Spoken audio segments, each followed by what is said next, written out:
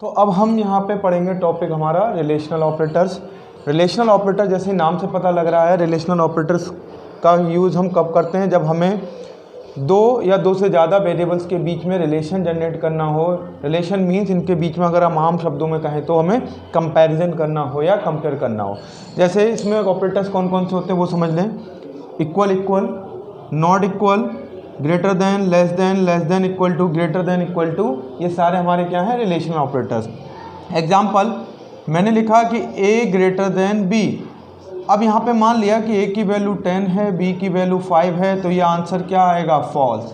तो इससे क्या है कि जो बाय डिफ़ॉल्ट आंसर हमारा आने वाला है वो रिलेशनल ऑपरेटर्स में अगर हम कोई भी कंपेयर कर रहे हैं तो वो आता है बूल टाइप का या बूलियन टाइप का। अब यहाँ पे एक चीज़ ध्यान रखिएगा, कई बार पूछा गया है कि ये और यहाँ ये डिफरेंस क्या है। तो इन दोनों ऑपरेटर में बहुत अच्छे से ध्यान रखना कि ये हमारा रिलेशनल ऑपरेटर है और ये हमारा असाइनमेंट है। असाइनमेंट का मतलब इससे वैल्यूज़ का हम असाइनमेंट करते हैं, मीन्स वैल्यू हम एलोकेट करते हैं किसी वेरिएबल के लिए, और रिलेशन में हम उस वैल्यू को चेक करते हैं कि जो अलॉटेड वैल्यू थी क्या वो वही है। एग्जाम्पल मैंने लिखा a इक्वल टू 10 और यहाँ पे लिखा a इक्वल 10। तो इन दोनों लाइन में इतना फ़र्क है कि a इक्वल टू 10 का मतलब है कि 10 a के लिए हमने अलॉट कर दिया है या a ने वैल्यू 10 स्टोर कर ली है अपने पास, और a इक्वल 10 का मतलब है कि क्या a में वैल्यू 10 ही है, इस चीज़ का कंपैरिजन। तो ये रिलेशनल और असाइनमेंट में ये अक्सर पूछा जाता है। इसके बाद हम नेक्स्ट ऑपरेटर की तरफ बढ़ रहे हैं, अपने असाइनमेंट ऑपरेटर। इसमें से एक तो हमने पढ़ ही लिया, इक्वल। इसके अलावा और भी हैं, plus equal, minus equal, multiply equal, divide equal, modulus equal, इसके अलावा floor division equal, exponent equal. तो ये सारे हमारे क्या हैं, असाइनमेंट ऑपरेटर। इन ऑपरेटर्स का एक्चुअली यूज़ क्या है असाइनमेंट का? असाइनमेंट का वही यूज़ है कि किसी वेरिएबल की स्टेट को चेंज कर देना या उसमें नई वैल्यू का एलोकेट कर देना, जैसे भी आप वैल्यू का एलोकेशन कर रहे हैं। जैसे एग्जांपल पहला, a में 10, b में 2। इसका मतलब क्या हुआ कि a को हमने वैल्यू असाइन कर दी 10, मीन्स a में अब जो वेरिएबल है a उसमें 10 वैल्यू स्टोर हो गई है। ऐसे b इक्वल टू 2, इस मीन्स कि v को हमने एक वैल्यू दे दी और जिसे हमने क्या करा, स्टोर करा दिया है 2। सेम अब अगर हमसे लिखे a plus equal to b, इस लाइन का मतलब क्या हुआ कि a equal to a plus B, यानी a में हमने a की वैल्यू में प्लस b जोड़ दिया। और अगर हम ये मान लें कि a की वैल्यू 10 है, b की वैल्यू 2 है, तो इस लाइन को अगर हम लिखें तो a इक्वल टू 10 प्लस 2 यानी कि 12। तो यहाँ पर अब एक चीज़ ध्यान रखना कि स्टेट जो a की पहले 10 थी, अब वो हटके क्या हो गई है, a की स्टेट हमारी 12, यानी a में वैल्यू अब रिप्लेस हो गई होगी 10 की जगह पे 12, और b में अभी भी वही है 2। क्यों? क्योंकि b में हमने कोई ऑपरेशन नहीं लगाया है। नेक्स्ट एग्जांपल देख लें कि अगर हमने a में 2 लगा दिया तो अब a स्टार इक्वल टू 5 लिखा मैंने, तो a equal to a star 5, इस लाइन का मतलब ये हुआ। तो यानी कि a इक्वल टू 2 इंटू 5 क्या हो गया, 10, यानी a में वैल्यू अब 2 की जगह हटके क्या हो गई होगी, ये वाली हटके 10। तो ऐसे हमारा चलता है क्या, असाइनमेंट ऑपरेटर। अब हमारा नेक्स्ट कैटेगरी हम बढ़ते हैं जो थोड़ा सा इम्पॉर्टेंट भी है क्योंकि इसको समझने में थोड़ा सा टाइम लगेगा, वो है हमारा लॉजिकल ऑपरेटर। ओके, तो अब हमें लॉजिकल ऑपरेटर्स पे। तो लॉजिकल ऑपरेटर बेसिकली हमारे वो हैं कि जब हम लॉजिकल डिसीजन लगाएंगे, जब मेन चैप्टर पढ़ेंगे इफ एल्स का, तब यहाँ पे ज़्यादा ज़रूरत पड़ेगी कि अब दो वेरिएबल्स के बीच में हम कंपैरिजन करना हो कि जैसे एक में 10 है, दूसरे में 20 है या -20 है, तो दोनों में से आंसर क्या आएगा, ट्रू आएगा या फॉल्स आएगा, या दो वेरिएबल्स के बीच में हमें कंपैरिजन करना हो उससे ज़्यादा, तो हम यूज़ करते हैं हमारे लॉजिकल ऑपरेटर का। 3 है, एंड और नॉट। एंड ये जैसे लिखे स्मॉल लेटर में, ऐसे स्मॉल लेटर में ही हमें लिखना है। एंड का मतलब कि इसका मतलब एक तरीके से आप ऐसे समझ सकते हैं कि मल्टीप्लाई है। जब दो डिसीजन हम ले रहे हैं तो उनके बीच में मल्टीप्लाई करके जो आंसर आएगा वो हमारा माना जाएगा। इसके लिए हमें बिटवाइज ऑपरेटर पढ़ने पड़ेंगे, वो मैं आपको डिटेल में तब पढ़ाऊंगा जब हम इफ एल्स या कंडीशनल स्टेटमेंट पढ़ेंगे। क्योंकि अभी थोड़ा सा आपको समझने में प्रॉब्लम हो जाएगी। फिर और नॉट, इस तरीके से हम यहाँ पे कंपैरिजन करते हैं। वैसे मैंने एक एग्जांपल लिया कि a में अगर 10 है और मैंने लिखा प्रिंट नॉट a, तो इसका आंसर क्या आ जाएगा, फॉल्स। क्यों? क्योंकि a में लिखा था 10 तो एक नंबर था। अब जैसे ही मैंने नोट कर दिया तो इसने इसका उल्टा बना दिया, डेट मीन्स कि अब इसमें 10 की जगह क्या हो गया, निगेटिव वैल्यू हो गई होगी, नॉट ने उल्टा कर दिया होगा, इसे इन्वर्टर गेट भी कहते हैं। तो ये क्या हो गया हमारा फॉल्स। इसे हम बाकी डिटेल में आगे डिस्कस करेंगे।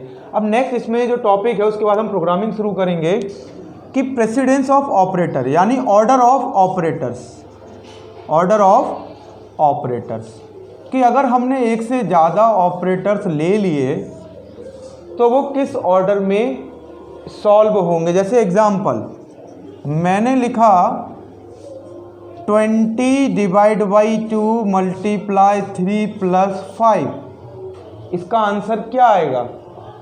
तो ये जो हमारा पाइथन है वो भी फॉलो करता है मैथ्स का जो रूल है बॉड मास। अच्छा, बॉड मास के अलावा इसमें एक चीज़ और बढ़ जाती है, बैड मास इसे लिख देते हैं, bracket E for exponent, exponent वही जो हमने डबल स्टार पढ़ा था, then division, multiplication, addition and subtraction. आगे और भी हैं, फिर उसके बाद हमारे रिलेशनल ऑपरेटर आते हैं, देन हमारे आते हैं ये लॉजिकल ऑपरेटर।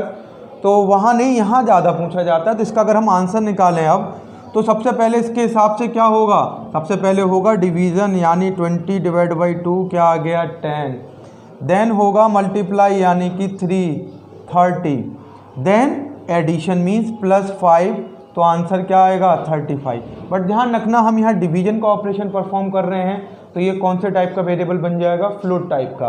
तो इसका आंसर पाइथन में जब आप निकालेंगे तो 35.0 हो जाएगा। तो ये था हमारा प्रेसिडेंस या ऑर्डर ऑफ द ऑपरेटर्स, कि किस ऑर्डर में ये एग्जीक्यूट होंगे या प्रेसिडेंस इनका क्या है। तो यहाँ पे एक बेसिक सा हमारा जो है पाइथन का लर्न करने का वो ऑलमोस्ट कंप्लीट हो चुका है। अब मैं नेक्स्ट वीडियो से आपको इसमें प्रोग्रामिंग शुरू कराऊंगा। पहले बताऊंगा जनरल प्रोग्रामिंग, फिर मैं आपको बताऊंगा कंडीशनल प्रोग्रामिंग और लूपिंग प्रोग्रामिंग, फिर हम मूव करेंगे फंक्शन के ऊपर। फंक्शन बहुत इंपॉर्टेंट पार्ट है क्योंकि अगर फंक्शन समझ में नहीं आया तो काफ़ी कुछ समझ में नहीं आएगा। ओके, तो मैं आज आपको अब एक डेमो प्रोग्राम दिखाने जा रहा हूँ असाइनमेंट ऑपरेटर का और फिर प्रेसिडेंस ऑफ ऑपरेटर हम देखेंगे। तो ये मैंने पाइड्रॉइड अपना सॉफ्टवेयर खोल लिया है। उससे पहले थोड़ा सा आपको एक कमेंट के बारे में बताना था। कमेंट क्या होता है, कमेंट का ये होता है कि हम ये हैशटैग का सिंबल लगाते हैं। इससे ये होगा कि जो भी हम अपने लाइनें यहाँ पे लिखेंगे तो वो लाइंस हमारे प्रोग्राम के सोर्स कोड में तो लिखी जाएंगी, मगर जब हम प्रोग्राम रन करने जाएंगे तो वहाँ पार्टिसिपेशन उनका नहीं होगा। जैसे कि मैं एक छोटा सा प्रोग्राम आपको बना के दिखा रहा हूँ। वैसे आप देख पा रहे हैं कि हमें प्रोग्राम लिख रहा हूँ तो मुझे दिखाई दे रहा है कि डेमो प्रोग्राम मैंने हैशटैग लगा के रखा है। बट मैं जैसे ही प्रोग्राम रन करूँगा तो वो मेरी लाइन यहाँ प्रोग्राम जब मैंने एग्जीक्यूट करना शुरू किया तो वहाँ उन्हें पार्टिसिपेट नहीं किया। तो ये मेरा एक सिंबल है किसके लिए, हैशटैग, कि हम उसमें कमेंट लगा सकते हैं। इसके अलावा मैंने ऑलरेडी अब एक प्रोग्राम बना रखा है, बस उसको मैं ओपन कर रहा हूँ और ओपन करने के बाद फिर हम उसको समझेंगे कि क्या हो रहा है इसमें। तो ये मैंने एक प्रोग्राम ओपन कर लिया है जिसमें मैंने लिखा है कमेंट में कि यूज़ ऑफ असाइनमेंट ऑपरेटर, यानी असाइनमेंट ऑपरेटर कैसे होगा। तो इसको थोड़ा सा समझ लें। मैंने पहले दिया a = 10, फिर मैंने मैसेज प्रिंट करा इनिशियल वैल्यू ऑफ a। तो देखो इनिशियल वैल्यू हमने क्या लिया 10। उसके बाद मैंने असाइनमेंट में इसमें चेंजेस कर दिया है कि a + = 4, यानी मैंने a के अंदर 4 ऐड कर दिया, यानी 10 में 4 ऐड कर दिया तो आंसर क्या आना चाहिए 14। क्यों? क्योंकि a की वैल्यू चेंज हो गई है। तो इतने को अभी रन करके देखते हैं। तो आप देख रहे होंगे आया इनिशियल वैल्यू a = 10 और न्यू वैल्यू क्या आ गई 14, यानी हमारी स्टेट वैल्यू चेंज हो गई। अब use of precedence of operator, इसका मतलब ये है कि किस ऑर्डर में हमारे प्रोग्राम एग्जीक्यूट होंगे जब हम इसको रन करेंगे। तो मैंने आपको बताया था अभी कि प्रोग्राम हमारा जो रन होता है वो होता है किस ऑर्डर में, प्रोग्राम रन होता है बॉयड मास में, यानी पहले डिवीज़न फिर मल्टीप्लाई देन प्लस। तो उस हिसाब से अगर हम देखें तो 22 से डिवाइड होगा तो क्या आएगा यहाँ पे 10 का 4 से मल्टीप्लाई 40 और प्लस 7 करेंगे तो आंसर 47। तो यही हमारा यहाँ पे आंसर आ रहा है। तो यही हमारा यहाँ पे प्रेसिडेंस ऑर्डर हो गया। आप इसके और ज़्यादा अपने जो ऑपरेटर्स हैं उनके प्रोग्राम करके देखें। जैसे मैं एक यहाँ पे करता हूँ कि अगर मैं इसमें से अब मान लीजिए कि मैं माइनस यूज़ कर लेता हूँ, तो माइनस करूँगा तो आंसर क्या आना चाहिए 6। तो देखो आंसर वही क्या आ गया 6। अब यहीं पे अगर मैं यहाँ पे करूँ कि a 20 की जगह अब मैं यहाँ पे कर दूँ आपका 30, तो जैसे ही मैं 30 करूँगा तो आंसर क्या आएगा 15 × 4 60 + 67, तो देखो वही आंसर आ रहा है। तो आज के लिए बस इतना ही अब। Thank you.